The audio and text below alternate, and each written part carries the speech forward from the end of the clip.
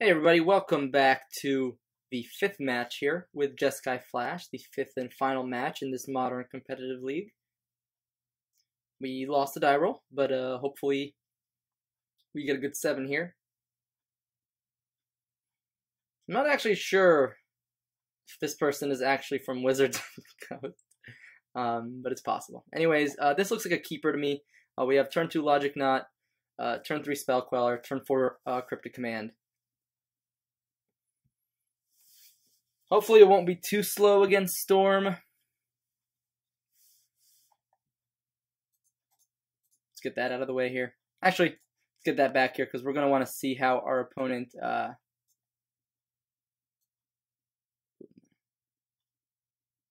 Hopefully my face isn't getting in the way of the hand here. Opponent goes bottom top.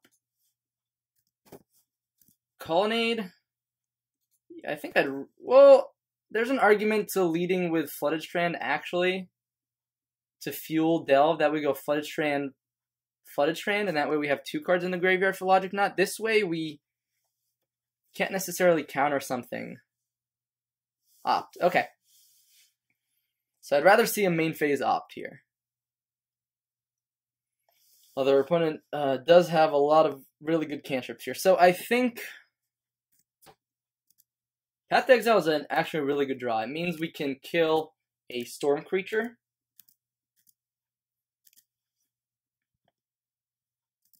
Alright.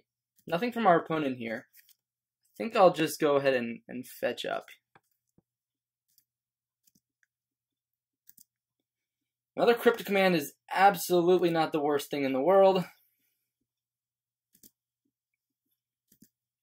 And there's really an argument for just getting the Spell Queller out here, considering how much removal we have, or how many counters we have. It would be nice to have Spell Quellered on earlier, but I think we're not winning this game if we don't get a clock down.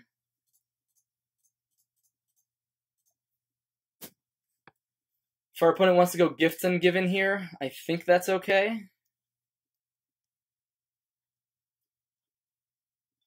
Probably what they're considering.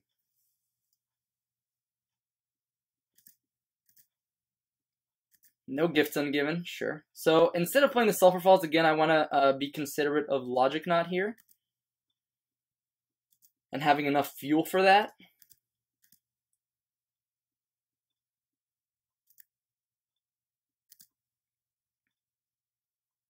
It's very likely our opponent has a good hand here. And that's scary.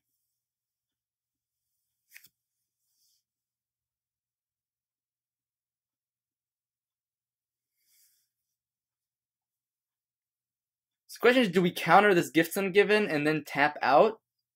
We could just Logic Knot it, and that means we're not tapped out. We can still Path to Exile a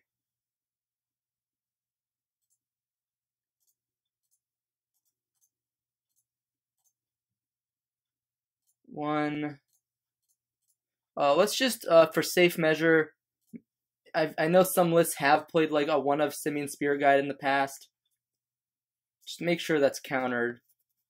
And now we can still keep up Path to Exile. Which is not necessarily a win, but it's...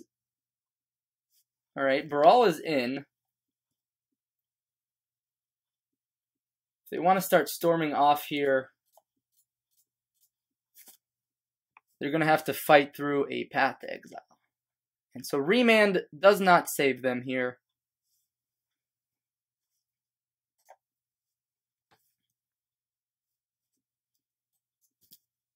So if we can dodge one more turn here, hopefully they don't have like another storm creature, plus a bunch of rituals, plus Past in Flames.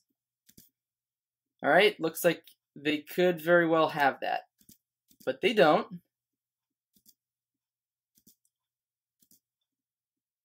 Spell Snare is actually it would have been nice last turn. But now we have Cryptic Command plus Spell Snare to counter potential remands.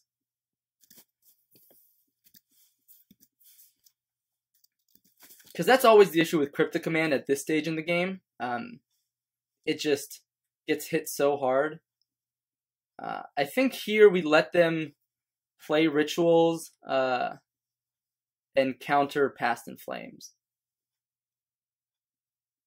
I believe that's the correct play. I could be wrong. Another Storm Creature. I think we just have to let that resolve.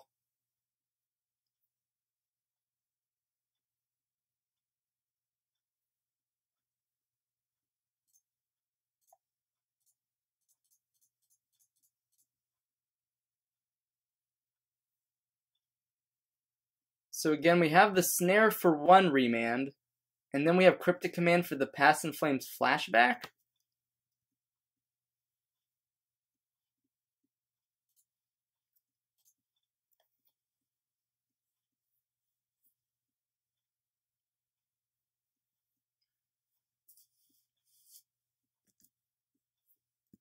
Opponent's going to smack us for 2 here. If they didn't have this Baral, we would have an interesting choice of electrolyzing the Electromancer. Opt is interesting. Don't think we can afford to play it on our main phase because we only have 4 blue sources and we want to be able to keep up Cryptic Command plus Spell Snare. Interestingly enough, our opponent has a faster clock than us at this current stage in the game.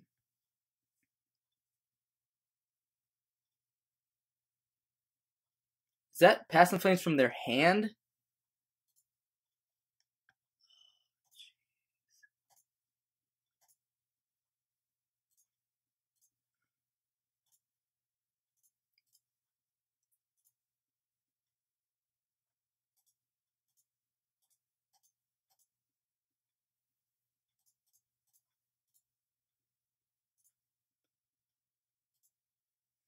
Yep, we can counterspell here, draw a card. Helix is not bad. It means we can kill the we can kill the Baral.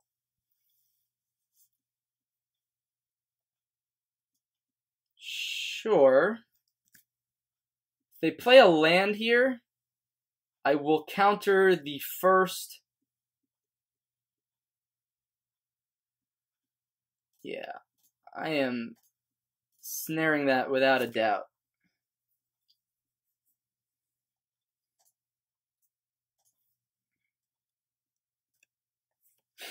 Okay, so things worked out okay for us here. Obviously, it depends what we draw, might decide what we want to do here. If our opponent was at 1 less life, we would actually be able to kill them here. As it stands, we probably want to get rid of their creatures. I think we want to lead with Opt, though.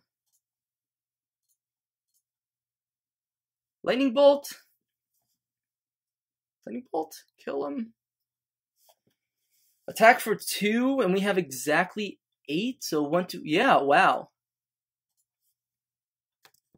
Let's go and attack here, and believe that's a kill.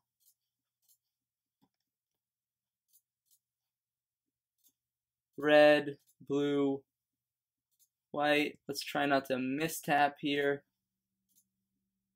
Red, white, and red. Wow.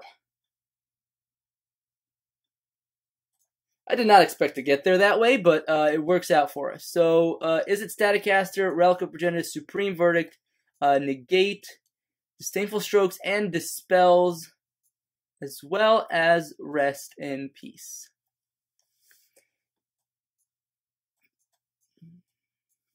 And we do have quite a few cards here that just don't do enough, so I don't think Restoration Angel is where we want to be, although I could be wrong. I actually like cutting some number of Path to Exiles because we have so much spot removal in the form of Bolt and Helix, and we also have Spell Snare. And Electrolyze also just doesn't do quite enough in this matchup. We wanted to get stuff that's really hateful to what our opponent's doing. So Rest in Peace and Relic are in. Verdict is for the Empty the Warrens plan that our opponent occasionally sideboards into. So I definitely like having that answer.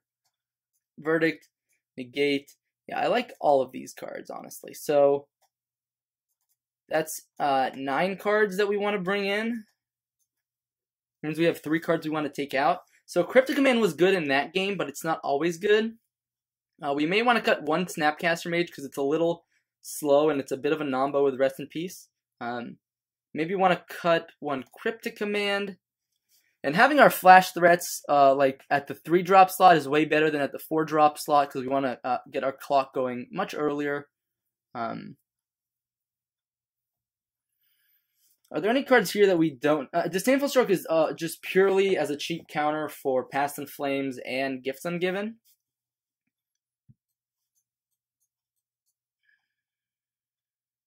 Could cut 1 Helix, but I think Burn is really important for our game plan sometimes. Don't want to cut any Opts. Maybe we just need to cut both Cryptics and just go low to the ground. Then again, maybe we can cut 1 Logic Knot because Rest in Peace is also kind of a nombo with Logic Knot. So let's sort by converted mana cost. Yeah, our deck is kind of a pile right now. Like, Verdict is a nombo with Spell Queller, Rest in Peace is a nombo with Logic Knot and Snapcaster Mage.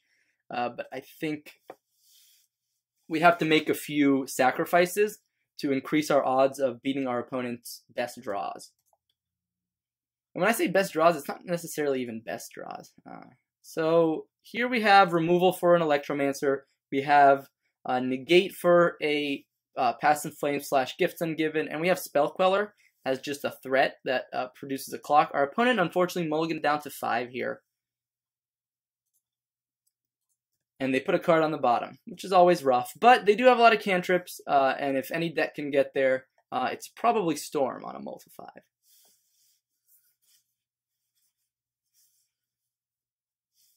Our opponent considering which turn 1 cantrip to play. I wonder if my opponent plays Blood Moon. I don't think we saw any fetch lands last game, so usually the fetchless versions don't play Blood Moon. Worst case scenario, it's probably not coming down on turn 2, so that way we can... Wow.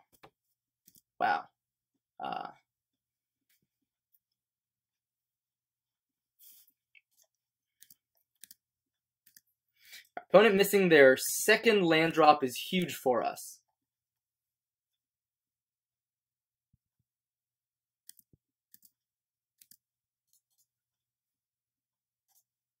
We do want to draw some action, though. Disdainful Stroke is what I would classify as action. So now we have Stroke plus negate. So I think I'm just running out this Spell Queller here. Or maybe I'm not. Our opponent doing nothing here. No, we're not winning this game if we don't apply a clock. If our opponent goes like Ritual, Gifts Ungiven, yeah, Remand is fine.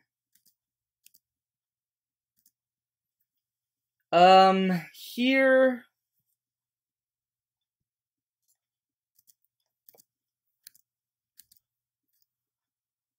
Mostly will counter just about anything my opponent plays with Spell Queller. Our opponent knows about it now, so it's obviously a bit less of a surprise. So they can play around it.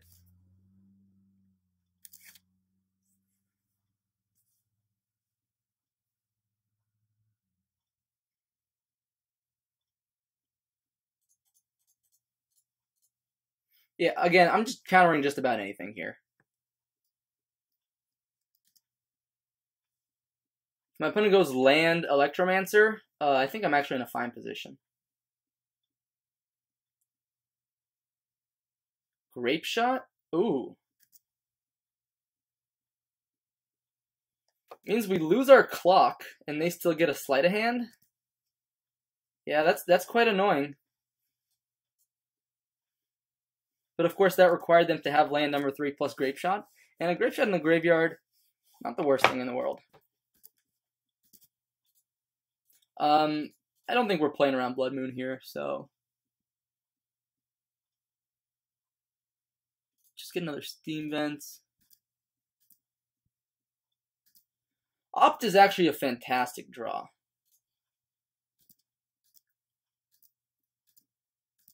It means we can go opt, snap, opt, and then get a clock again in play. Serum Visions resolves. Man, this game felt like a lock, honestly.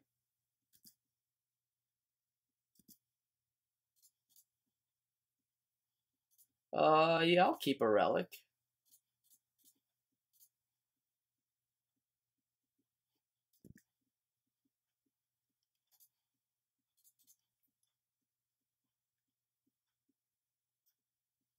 If my opponent wants to remand that, they can go ahead and do so.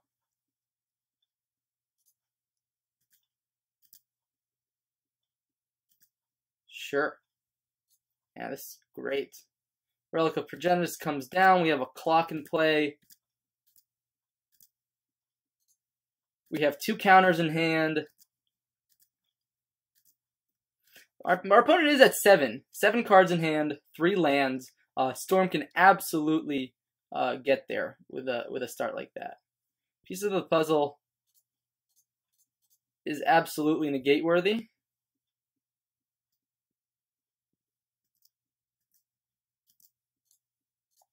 And now we get to be the annoying person with a Relic of Progenitors going off every turn.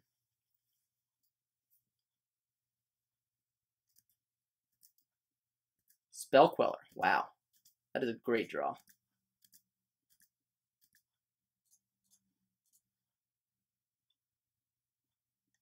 Do we want to shock this in? So we have white, 3. I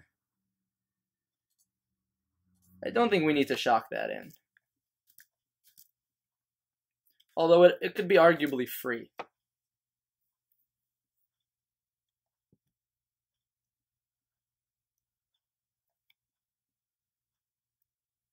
Do we want to Spell Queller that? I don't think so. I think we want to make use of this Path to Exile that we have in our hand.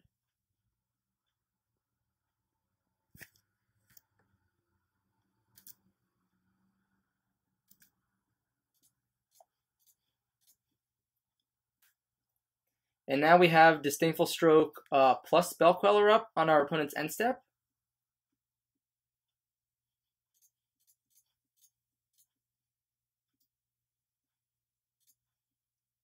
Let's go ahead and target that Gifts Ungiven.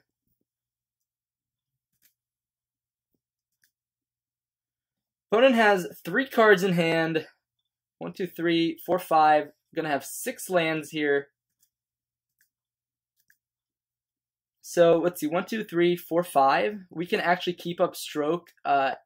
Well, we don't want to. We would like to play around Remand if possible, and because we're not attacking for lethal this turn.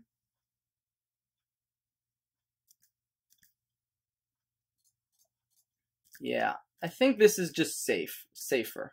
Might be too safe, but I think it's the safest. I also don't think Empty is going to get there for our opponent this time around. Pieces of the puzzle, we can't actually beat pieces of the puzzle.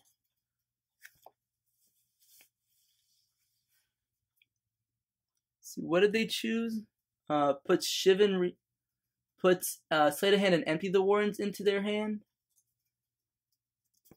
Okay, yeah. Empty is one way that they can beat, they just go like Ritual here.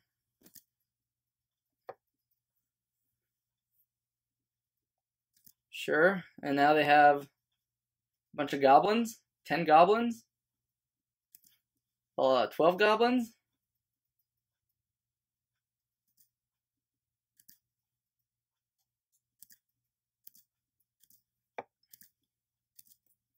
Now we still have them on a 2-turn clock here, and they don't have us on a 1-turn clock.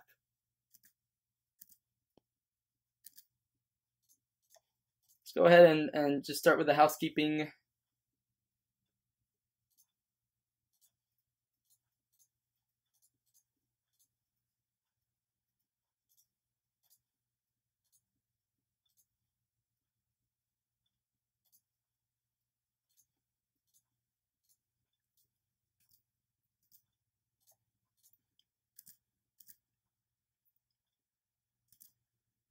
Now I think we can still beat a Past in Flames here. Obviously with Relic, and then we can attack for lethal next turn with Colonnade.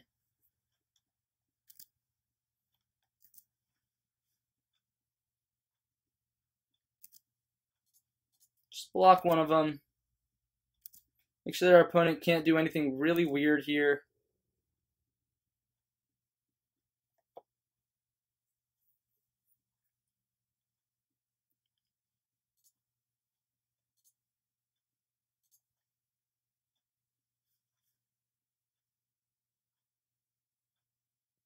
And our opponent concedes. Yep. And that's how you beat Storm. That's a 4-1 from Jeskai Flash. And I would say we could even have gotten the 5-0 if I didn't keep that silly little one-hander with a tap land against Scapeshift in that game 1. But obviously Jeskai Flash here performed fantastically going, what is that, 9-2 here? Anyways, thanks so much for watching, guys, and stay tuned for the closing comments in just a few seconds. I'll see you guys soon. Alright guys, welcome back to the closing comments here with Jeskai Flash. I really enjoyed playing the deck. I think it's one of those decks that I have a lot of experience with, and it feels like most decisions just come naturally. Unlike my previous, series with Infect, playing a deck that you've never really played before in a competitive setting can be pretty difficult to do. So I'm glad I was able to provide you with some gameplay where I was confident in, 99% of my plays, and I hope that seeing this type of gameplay is part of the reason why you guys watch my channel. And it's kind of the quality that I hope for in the future. So thank you so much for watching those 5 videos, and I'm glad you made it to the closing comments here. The deck performed fantastic. I don't think I would change really anything about the deck moving forward. I think the numbers for the main deck are just squeaky clean, perfect. The deck does what it wants to do almost every game, assuming you have a functional, hand. A large majority of the time, the deck is able to cantrip or remove, play flash threats, and all it can do this all at instant speed, which is actually really valuable against a lot of what's going on in Modern right now. If you see Storm is Storm is a sorcery speed deck, and tapping out against Storm with stuff like Geist of St. Traft it's a nightmare. Sometimes you're just like, all right, play turn 3 Geist, and I hope it sticks. But, it's just so hostile for that right now. Even against Tron, sometimes you can go turn 3 Geist, and they go, all right, now let me set up Tron, and then you can't really interact with my lands going forward, and I'm going to beat you in the long game. So, it's really difficult to play, I think, the regular Geist build right now. Obviously, it still has good matchups. That's great. But I think against some of the more competitive decks in the format, like the different Tron variants, as well as Storm, Geist has a more difficult time. With that said, the Geist decks usually only play 2 to 3 Geists. So, right, they would play a Geist in the place of Vendilion Click here. So, generally, the shell is the same. So, you can still play Geist and find a time to play it. But in those corner cases, Vendilion Click is much easier to play against some of the Tier 1 decks than Geist, in my opinion. With that said, overall, I enjoyed Opt over Serum Visions. The ability to do that at end of turn, and then go snap Opt, and then find the cards you need the turn of that you need it, so you can scry before you draw a card. That way, you have a higher chance of drawing a card that you actually want. So Opt actually overperformed for me. And we're already running 24 lands, so Opt never felt like I needed it to find a land. Obviously, there was that one game against Scapeshift where I kept a really greedy 7, where it was designed to find a land. And in that case, it was arguably worse than Serum Visions in finding a land in terms of digging power. But in general, if you don't keep greedy hands like I did against Scapeshift in that game 1, Opt can be used to just filter draws at end step, make use of your instant speed power, and still dig towards what you want to find. So I really enjoyed Opt in this build over Serum Visions. Obviously, I haven't fully tested Serum Visions in that spot, but Opt plays so much more nicely on like turn 3 with Spell Quellers and Vendilion Clicks, or turn 4 with Restoration Angels and things like that, in my opinion. The 4 Bolt, 3 Helix, 2 Electrolyze. I'd never want too much Electrolyze, but it did actually overperform against Black-White. Even if we didn't see Lingering Souls until the very end, it was able to kill Planeswalkers and then draw cards. And so you kept the gas going, the train going, essentially. And I think that's really important. So I would never play less than 2 Electrolyze. I think, yeah, it can be really dead against some matchups, but worst case scenario, it's a 3-mana burn spell that draws a card. Logic Knot, fantastic card. I'm sold on it. I know people have been moving towards Mana Leak or more copies of Spell Snare. I think Logic Knot is the reason to be Jeskai sometimes over Blue-White. You know, Lightning Bolt is great, Burn Spells are great, but we fill up our graveyard at a much higher rate than Blue-White, and we make use of Logic Knot, which is a Mana Leak on turn 2. You know, it's a Mana Leak at turn 10. You know what I mean? Like, it's a counter spell at most turns that you need it to. There's still a deck building cost, right? It's still these fetch lands that you need to get in the graveyard. There's still these 1 mana plays that you want to fuel it. But overall, I think the fact that we don't have a card like Mana Leak in this deck makes the deck feel so squeaky clean. You know, every card does something good that is usually never dead, you know? So I really enjoyed the deck. The sideboard felt like it was useful. Relic was really nice. Disdainful Stroke, we didn't get to use it, but I think it's still really nice in today's meta for Storm, Tron, Valakut, you know, all that stuff. Thundermaw, you know, against the fair decks, whoops, excuse me, guys. Against the fair decks, Thundermaw and Elspeth, this package, you know, seems really interesting to me. I had originally Keranos here, but Thundermaw just plays so much nicer with the aggressive game plan. Sometimes you just have a really aggressive curve, and then 5 damage out of nowhere, as you saw against Black-White. It wasn't able to clean up any spirit tokens, but it was able to tap down a flying vampire token and then swing for lethal. So that's what I really enjoy about Thundermaw Hellkite over some of the other options. Ceremonious Rejection here in the sideboard. We didn't get to play against Tron, but Tron is out there, and Tron is one of the more difficult matchups. It's important to bring tools to fight those matchups.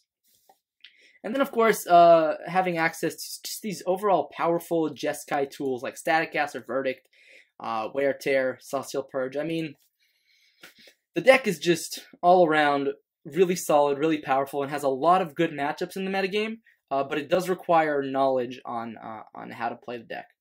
I really enjoyed Restoration Angel, specifically. I think it plays much nicer with Spellqueller and Vendilion Click than maybe Geist of St. Traff does, and it's always got that value play with Snapcaster Mage in the late game against, you know, Jund or Abzan or any of those, you know, grindy decks that you just get into the late game with.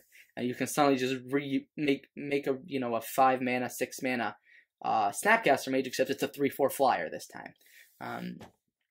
Anyways, that's the wrap up here for Jeskai Flash. I hope you guys enjoyed it. Going back to our roots a little bit with more tempo, control, Jeskai decks. I think this is one of the most competitive archetypes in Modern right now. It just has game against a lot of different things, but obviously it has its poor matchups. So be aware if you are constructing your sideboard for this deck, make sure to tackle your biggest weaknesses and not your 50-50 matchups. Like your 50-50 matchups, you can leverage your knowledge of your own deck and your opponent's deck against them. You can't leverage your knowledge as well against a Tron opponent or a Scapeshift opponent even. So having access to tools in the sideboard that you can beat those kinds of decks is really, really important. Anyways, that's my wrap up here. Thank you so much for watching, and stay tuned for hopefully another league coming after next Tuesday. So that's the 19th. After the 19th, I'm done with finals, and then it's Magic for the rest of my winter break for you guys. So thanks so much for watching, and I'll see you guys then. Bye-bye.